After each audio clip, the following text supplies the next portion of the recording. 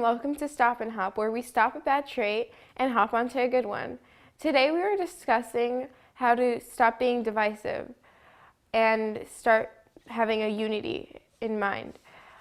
For example, like when you're going out with a group of people and suddenly there is a disagreement within the group, and then you're divided and suddenly there's no group. Today we have with us Uncle Haney to help us discuss this situation. Hi, Uncle Haney. Hi, Jessica. Thanks for inviting me. So you want to discuss stop being divisive or stop divisions and hop into unity of mind. If we want to learn from creatures, one of the amazing creatures about unity is the octopus. It looks ugly. It's a very ugly head by numerous numbers of dendrites, as they call them. But amazingly, they have something called autonomy. And autonomy means all these arms, all these dendrites, all these extremities are all connected to one united functioning head. And there is no way they will get entangled. There is no way they will sort of distract each other or pull on each other's. And the Bible actually speaks so much about or against divisions. Like, for example, St. Paul says, there should be no schism. The schism means division in the body, but the members should have the same care for one another. And in another place, in Corinthians 1:10, I plead with you by the name of our Lord Jesus Christ that you all speak the same thing and that there be no divisions among you. So I think this topic that you are bringing is so important in churches, families, groups of friends, even work. Can you imagine people work on the same office and they divide against themselves? The work will never be done. Okay, so what are the causes of divisions or schisms? So I'll start, and please jump in whenever you have any thought about it. But one of probably the most important cause of schisms is pride. Pride is a killer and probably the most responsible for divisions. Like, for example, Proverbs says, by pride comes nothing but strife, but with the well-advised is wisdom. So if I feel like I know better than you, or I'm more important than you, or I am more wise or experienced than you, I will never take your opinion, and all of a sudden either you follow me or I'm going to divide. And right away, if you look at even probably the reason for divisions among the mother church, when we were one united church before Catholicism came, was pride. Before Protestantism came, was pride. Even if you look at families, some families are losing their members because one member is more proud. The second reason for division is probably selfishness, and it may be also pride, but selfishness. In Philippians 2:3, St. Paul wrote, let nothing be done through selfish ambition or conceit, but in lowliness of mind, let each esteem others better than himself.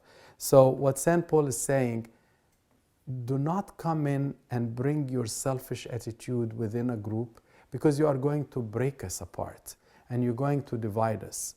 And right away, a person who is selfish, only seeing her own or his own interest or benefits, doesn't see the interest or benefits of others. And all of a sudden, either you follow me or you agree with my own interest, or I will never follow you. The third reason for divisions, and that could be a good one, if you all agree to do the wrong thing and I don't agree with you, and I say my opinion, and this is the only good thing about division. You should not, because of majority, you have to agree with majority. A lot of times the majority is wrong. I mean, Athanasius, one time they called him the contramundum because the whole world was going Arian, meaning following Arius. And only thanks to Athanasius, who disagreed and divided, if you take the extreme understanding, but that was a good division, because how good is it if I'm following a whole group who are going sinful?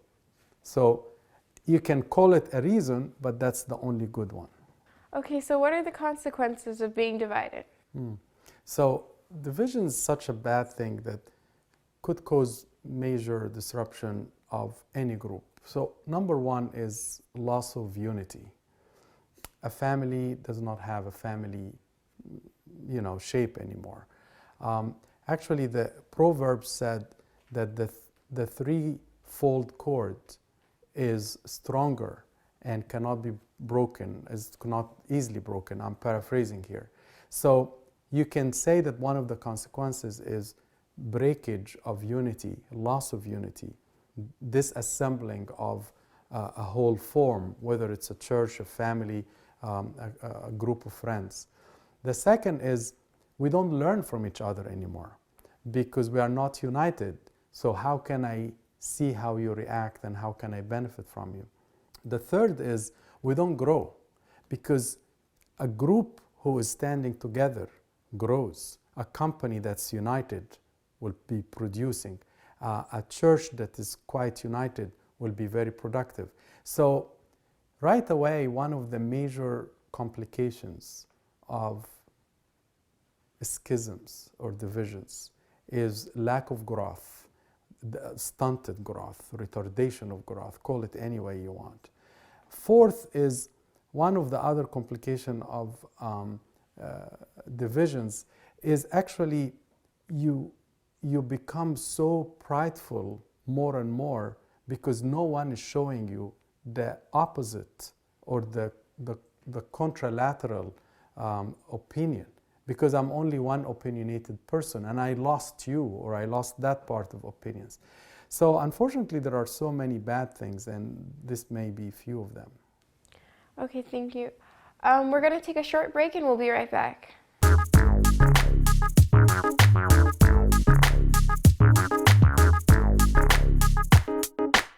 Hello and welcome back to Stop and Hop. We are still discussing how to stop being divided and become unified. Today we are ready to discuss some of the causes and the consequences of being divided. Some of the causes are being stubborn, being prideful, and being selfish. And some of the consequences would be being stunted in your own growth and not learning from your group peers, and not being strong as a whole group when you're divided. But sometimes you have to become divided when you feel like something in the group is wrong to benefit yourself. All right.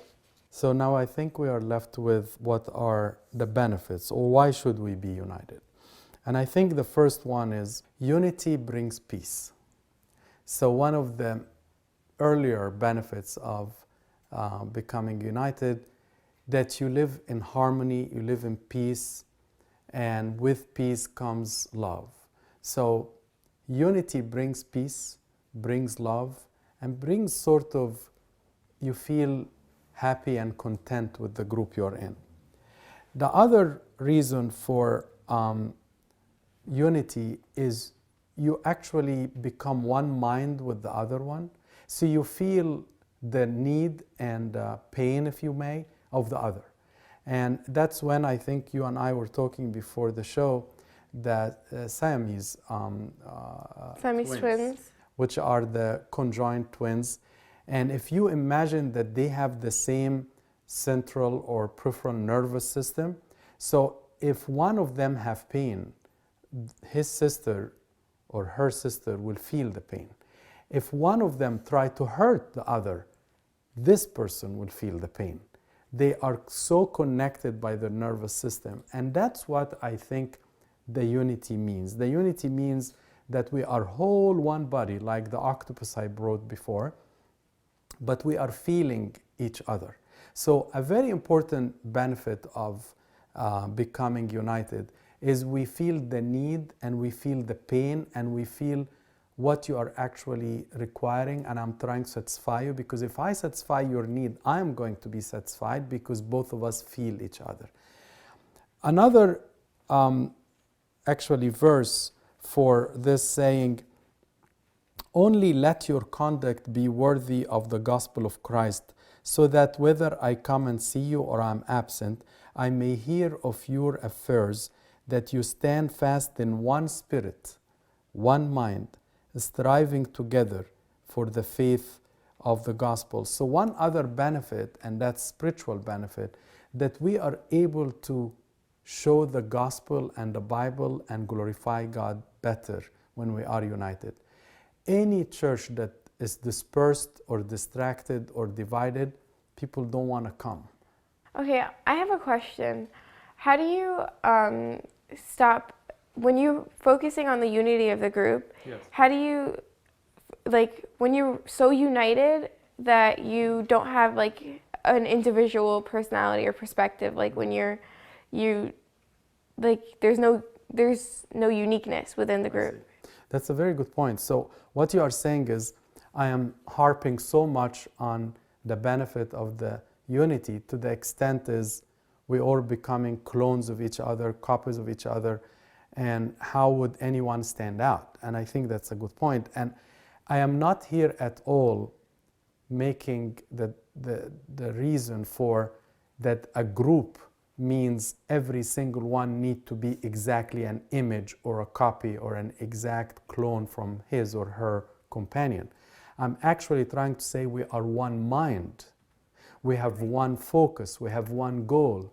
But within the same goal, everyone can do a different function with a different ability and a different talent. For example, if I say there are 20-person group in one church, but one of them is a musician, another is a lawyer, a third is a construction worker, a fourth is a network engineer, a fifth is a nurse, a sixth is a teacher, a seventh is a doctor, an eighth is for example, a technician or something.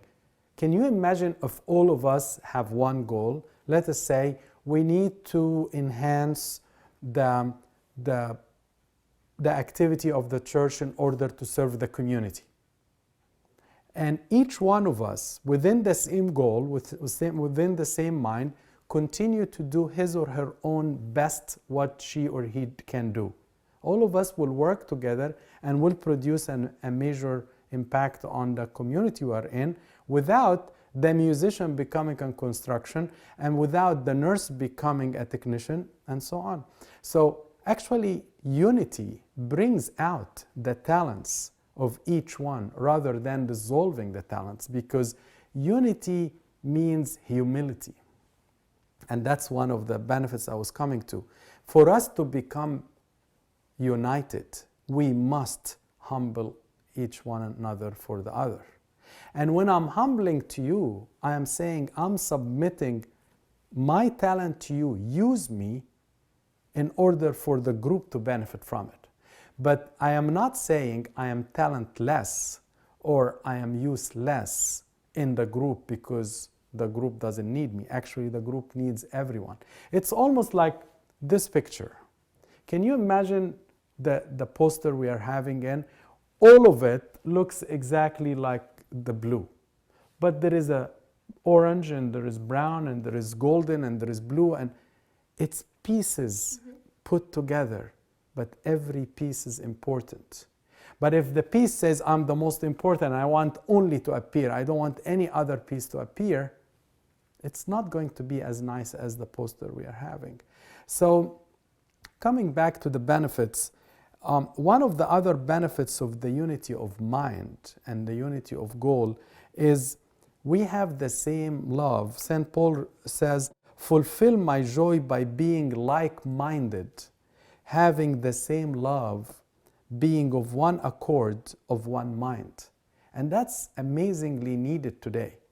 In groups of friends like yours, groups of people working with me, if we don't have the same mind, we lose the functionality of this group. St. Luke wrote in Acts, so continuing daily with one accord in the temple and breaking bread.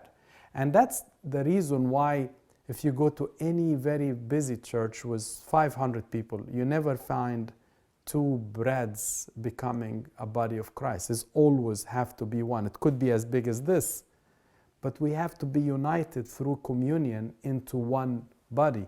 And that's why the Bible wrote that we are one big body with so many members.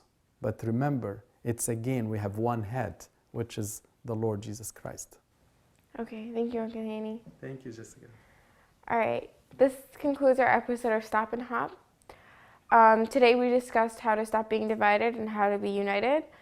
When we're united, we are stronger and we benefit more and we learn from each other.